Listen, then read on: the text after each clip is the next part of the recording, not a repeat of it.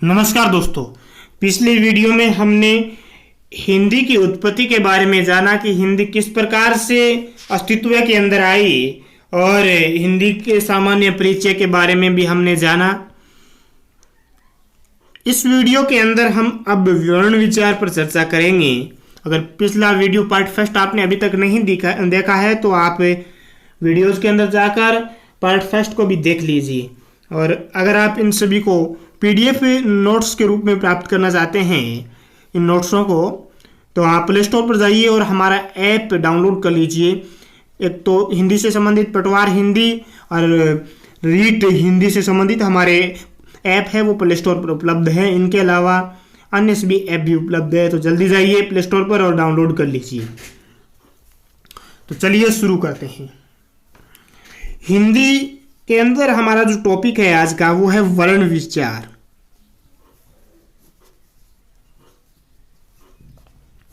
वर्ण विचार के अंदर हम जानेंगे सबसे पहले वर्ण के बारे में। वर्ण भाषा की सबसे छोटी लिखित इकाई है वो वर्ण ही होती है। यानी भाषा के अंदर सबसे छोटी इकाई है जो लिखित रूप में हम प्रकट करते हैं उसे हम वर्ण कहते हैं। भाषा की सबसे छोटी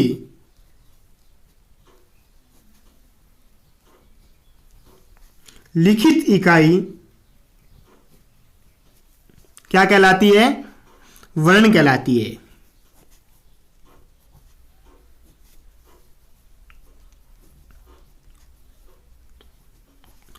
उदाहरण के लिए हम देखें, जैसे हमने क लिखा तो ये एक वर्ण है। ख लिखा ये भी वर्ण है। च, ज, प, द। यानी भाषा के अंदर सबसे छोटी लिखित इकाई क्या कहलाती है? वर्ण कहलाती है। अब हम बात करेंगे वर्ण के बाद में ध्वनि के बारे में कि ध्वनि क्या है।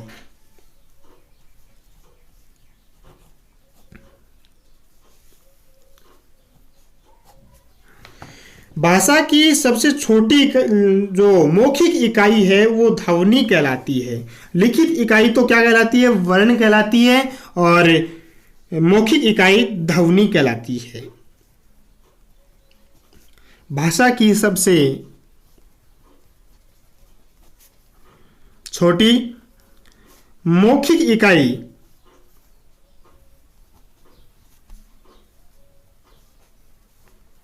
ध्वनि कहलाती है।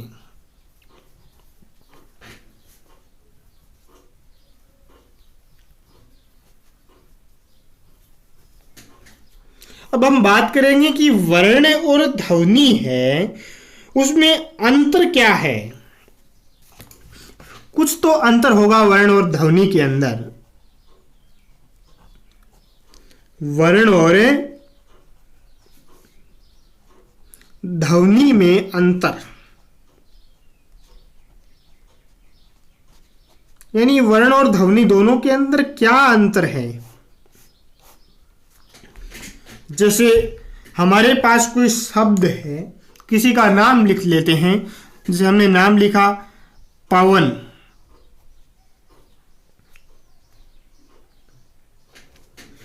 तो इस पवन के अंदर हम बात करें ध्वनि की तो ध्वनि हमें 3 प्राप्त होती है। कितनी होती है? 3।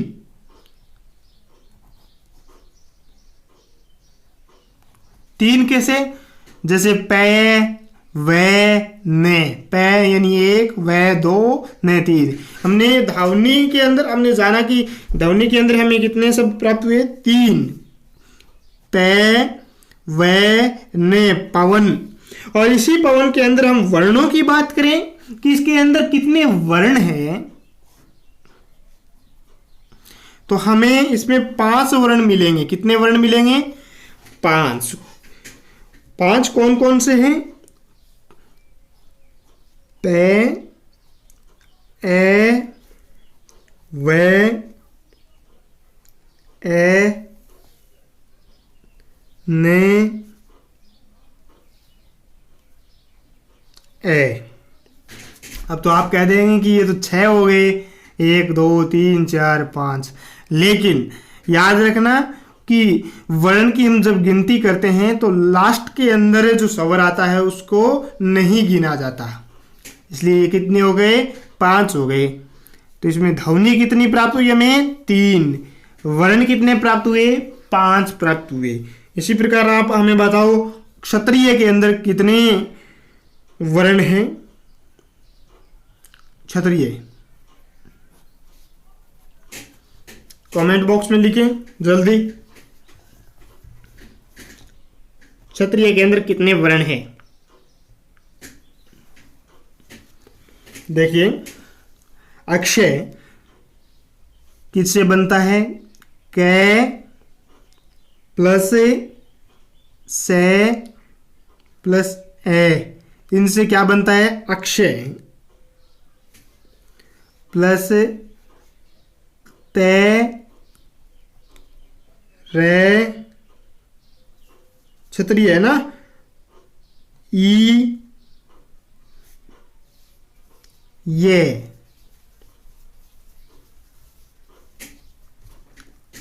लास्ट वाला स्वर इसमें नहीं गिना जाएगा। कितने हो गए, 1 2 3 4 5 6 7। तो क्षत्रिय के अंदर कितने वर्ण हो गए, 7। कै से ए, अक्षय, कैसे का अक्षय बन गया, त्रि, तै रे ई का त्रि बन गया, ये। तो कुल कितने हो गए इसमें वर्ण, 7।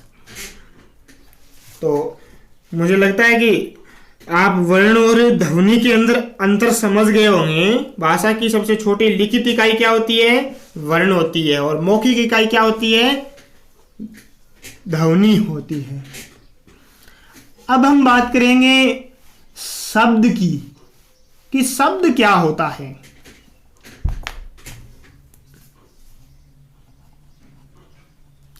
हमारे सामने नेक्स्ट नाम आया शब्द।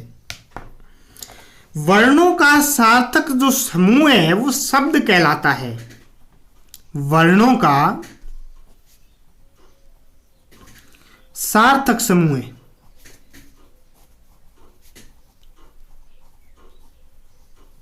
क्या कहलाता है, शब्द कहलाता है।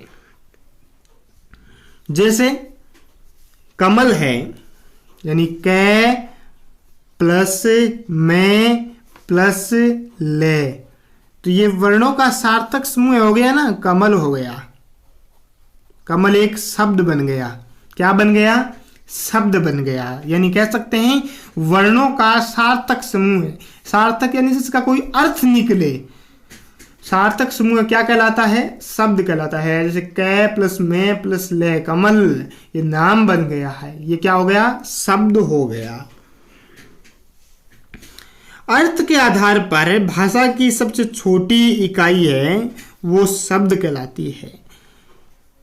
भाषा की सबसे छोटी लिखित इकाई क्या कहलाती है, वर्ण कहलाती है। मौखिक इकाई ध्वनि कहलाती है। इसी प्रकार हम कह सकते हैं अर्थ के आधार पर, जिसका कोई अर्थ निकले, आधार पर भाषा की सबसे छोटी इकाई, सबसे छोटी इकाई क्या कहलाती है, शब्द कहलाती है।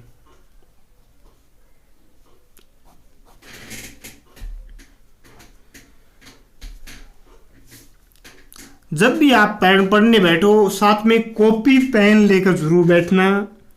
जैसे जैसे पढ़ो वैसे वैसे साथ में अपने खुद के नोट्स जरूर तैयार कर लीजिए। इसलिए अपने पास में एक कॉपी और पेन जरूर रखें।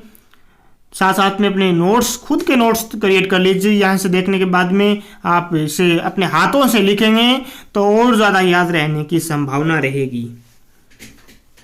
नेक्स्ट, शब्द के बाद में हम बात करते हैं वाक्य पर, कि वाक्य क्या है। शब्द क्या था, वर्णों का सार्थक समूह है।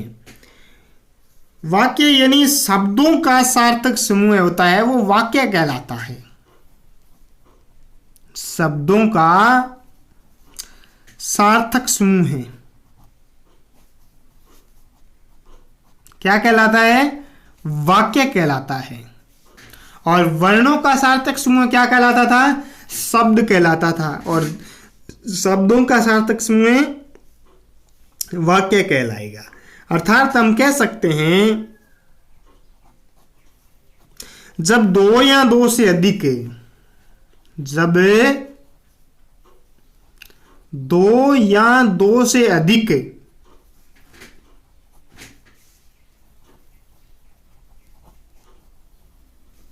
शब्द मिलते हैं, शब्द मिलते हैं परंतु पूरे अर्थ का बोध नहीं करा पाते, उसे हम वाक्यांश कह देंगे। और जब दो या दो से अधिक जो शब्द मिलते हैं और पूरे अर्थ का बोध करा दे, उसे हम क्या कह देंगे? वाक्य कह देंगे। अधिक शब्द मिलते हैं और पूरे अर्थ का बोध कराते हैं, बोध कराते हैं,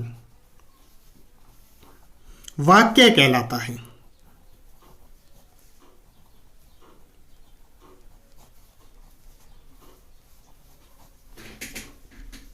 यानी शब्दों का सार्थक समूह क्या कहलाता है? वाक्य। जब दो या दो से अधिक शब्द मिलेंगे और पूरे अर्थ का बोध करा देंगे, उसे हम क्या कहेंगे? वाक्य कहेंगे। जैसे कृष्ण गाय चराता है। क्या चराता है? कृष्ण गाय चराता है। तो ये क्या हो गया? वाक्य है। ये पूर्ण वाक्य है ना, कृष्ण गाय चलाता है। इसी प्रकार हम एक दूसरा वाक्य बनाकर देखते हैं, राधा गाना गाती है। क्या गाती है? राधा गाना गाती है। तो ये क्या हो गया? एक वाक्य हो गया। नेक्स्ट हम बात करेंगे वाक्यांश की। वाक्यांश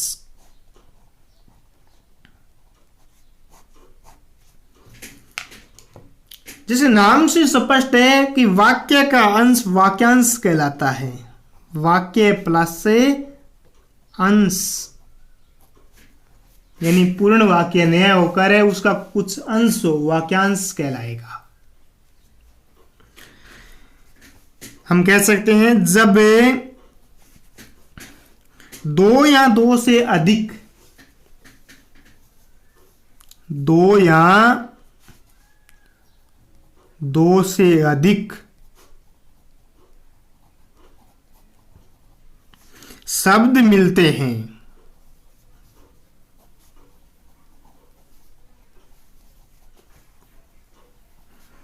तो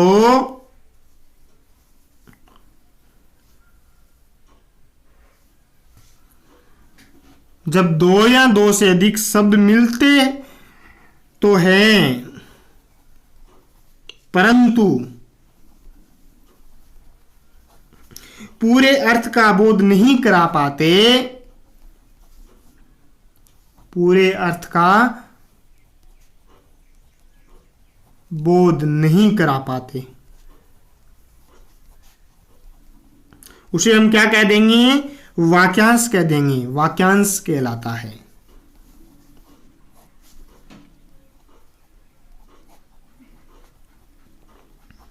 यानी वाक्य का अंश वाक्यांश कहलाता है। यानी दो या दो से अधिक शब्द तो मिलते तो हैं लेकिन पूरे अर्थ का बोध नहीं करा पाते, उसे हम क्या कह देंगे? वाक्यांश कह देंगे। जैसे उदाहरण के लिए देखें वाक्यांश, ईश्वर पर विश्वास करने वाला, ईश्वर पर विश्वास करने वाला।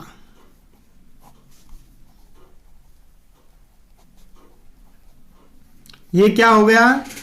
वाक्यांश है ये एक प्रकार से। ईश्वर पर विश्वास करने वाला, आस्तिक।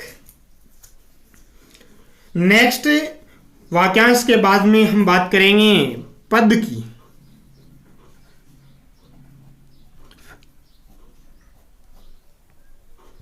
कि पद क्या होता है। जब किसी शब्द को वाक्य में प्रयोग किया जाता है और उस शब्द का अन्य शब्दों के साथ में संबंध स्थापित हो जाए और उसे व्याकरणिक रूप मिल जाए तो वो क्या कहलाता है, पद कहलाता है। यानी जब किसी शब्द को वाक्य में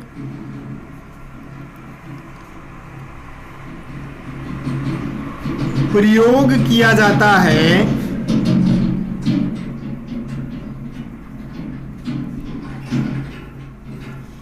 और उस शब्द का अन्य शब्दों के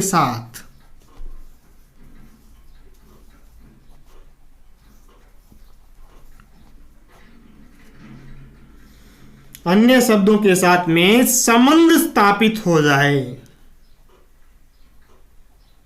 क्या स्थापित हो जाए, संबंध।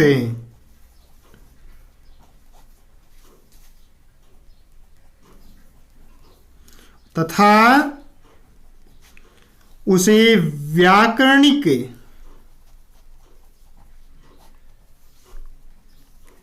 रूप मिल जाए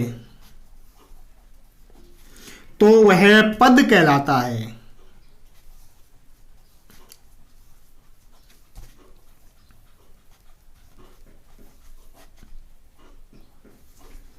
उदाहरण के लिए हम देखें, जैसे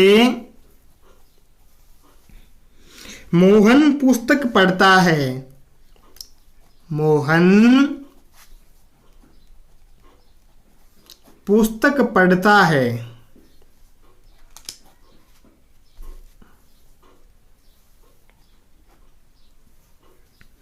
तो इसमें मोहन क्या है, पद करता है,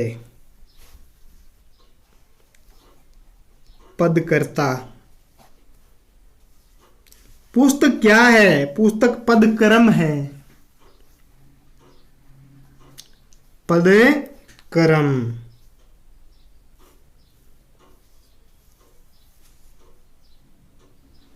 पढ़ता क्या है, पद की क्रिया है और है क्या है, पद की सहायक क्रिया।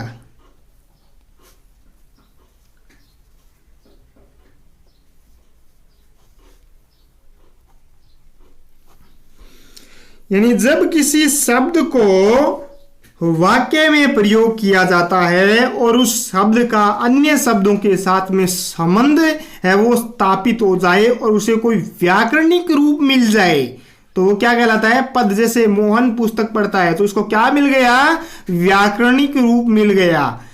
जैसे मोहन पद करता है, पुस्तक क्या है, पद कर्म है, पढ़ता पद की क्रिया है और है क्या है, पद की सहायक क्रिया। जब किसी शब्द को अकेला प्रयोग किया जाता है तो वो शब्द होता है, लेकिन जब उसी शब्द को वाक्य के अंदर हम प्रयोग करते हैं वो क्या कहलाता है, पद कहलाता है। एक बार उन्हें बता देता हूं, जब कोई शब्द है उसको अकेला हम प्रयोग करेंगे तो वो शब्द ही कहलाएगा, लेकिन अगर उसी शब्द को हम वाक्य में प्रयोग कर दें तो उस समय वो क्या कहलाएगा, पद कहलाएगा।